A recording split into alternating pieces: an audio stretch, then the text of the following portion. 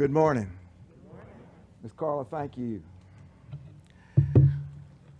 A note of appreciation to Reverend Rebecca Anderson, who inspired a portion of what you're going to hear. I hope to give you a look at a very well-known Bible story and try to look for the miracle behind the magic. And then talk just a little bit about Mr. Rogers' neighborhood and finding that same miracle. And most importantly, looking at our neighborhood and seeing that same miracle. I don't think it was magic. I'm pretty sure it wasn't magic. The miracle part is the harder part for me, but I know it wasn't magic.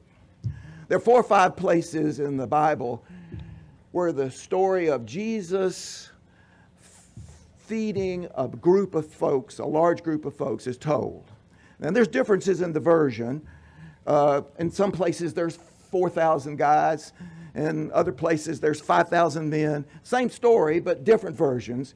One place it says there's a crowd of men and women and children. It's nice that they included some of these folks. They're out in a remote area, that's pretty clear. And Jesus has been preaching and teaching for a few days, and people are starting to get hungry. And Jesus recognizes that, and he feels compassion for them. And so he wants to help feed people, but they're in a remote area. There's very little food to go around. And so he puts out the word, has anybody got any food? Well, apparently, in one version, there's 5 loaves and 2 fishes. In another version of the story, there's 7 loaves and a few fishes, and then there's a little boy, and he's got some fishes and some loaves. So Jesus takes the fishes and the loaves, he blesses them, and lo and behold, thousands of people are fed. And I think in John it says, people leave there having seen this magic, and they know that Jesus is the Messiah.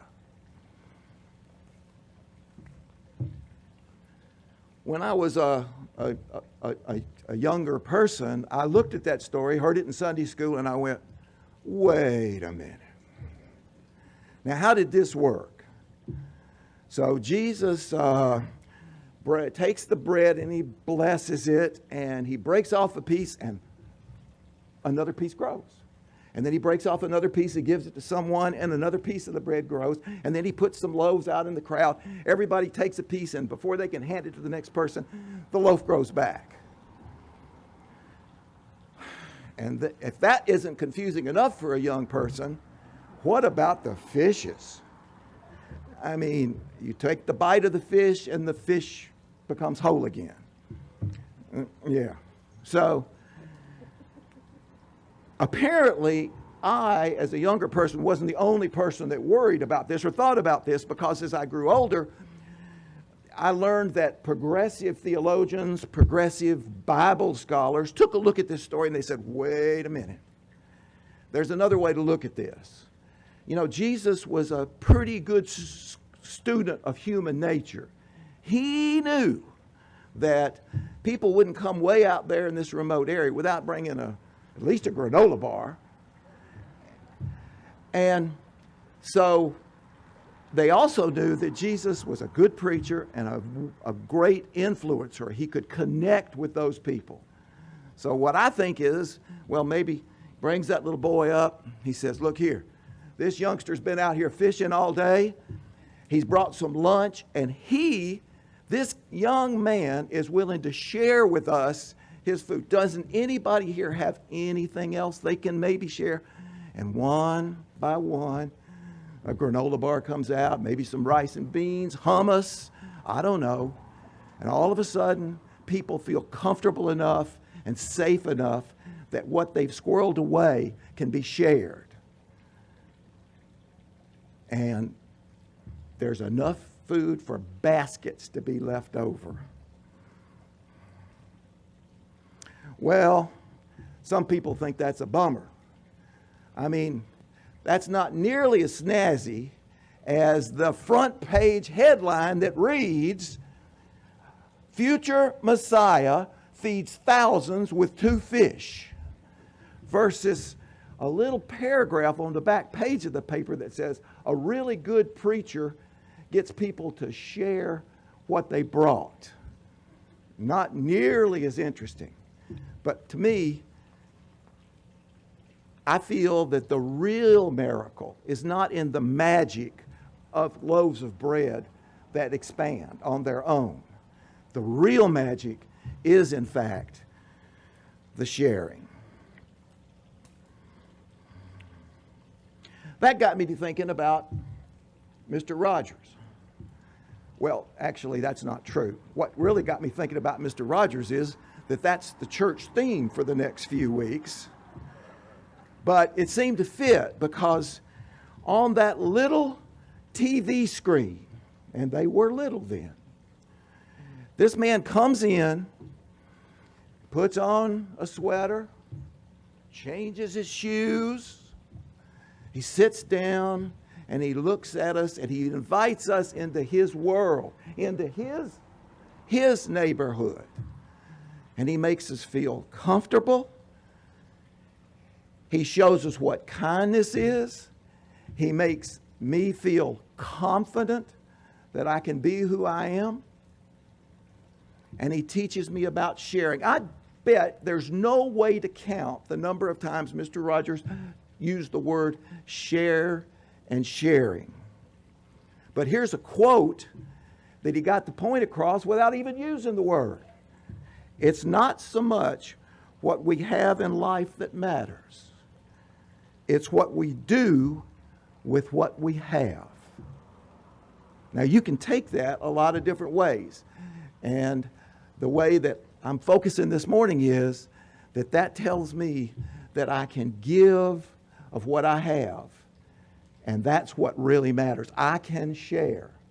And who knows how many young people, mostly young people, but maybe not all young people, looked at what Mr. Rogers taught us and went on to live better, more sharing lives, and how therein there is a miracle to be found.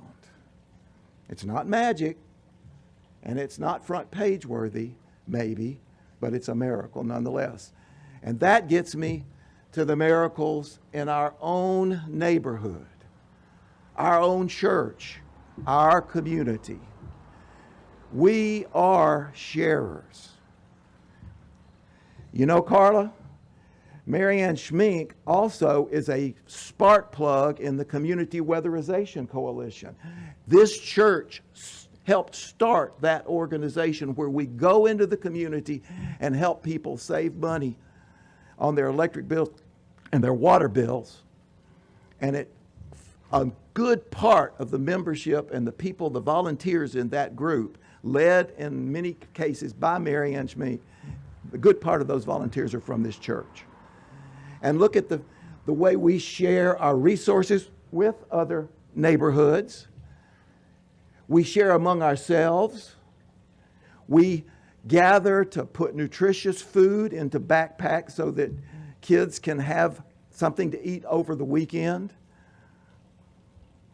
There are people that need shelter and food, and we open our doors for people who need lodging to stay for a week in the Family Promise Program. We are, in fact, a community of sharers. And that might not make front page, but I'll take the paragraph in the back of the paper for what this community is. And here's another thing. Some of you know I've been on the stewardship committee for a few years. Well, last year, here at our church, we mounted a pledge campaign, excuse me, in the middle of a pandemic, in a time when people were disconnected, we couldn't see each other in person, and lots of people were having a pretty hard time. And we went out and asked for them to make financial commitments to the works of this church. And do you know what happened? I think it was a miracle. We came this close to meeting a very ambitious church budget.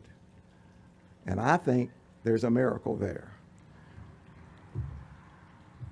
I'm still sure that it wasn't magic, but I think there's a lot of miracles that happen, even when miracles aren't front page events. Our neighborhood, our church, our neighboring neighborhoods are full of sharing miracles. They're exactly like that miracle that took place more than 2,000 years ago.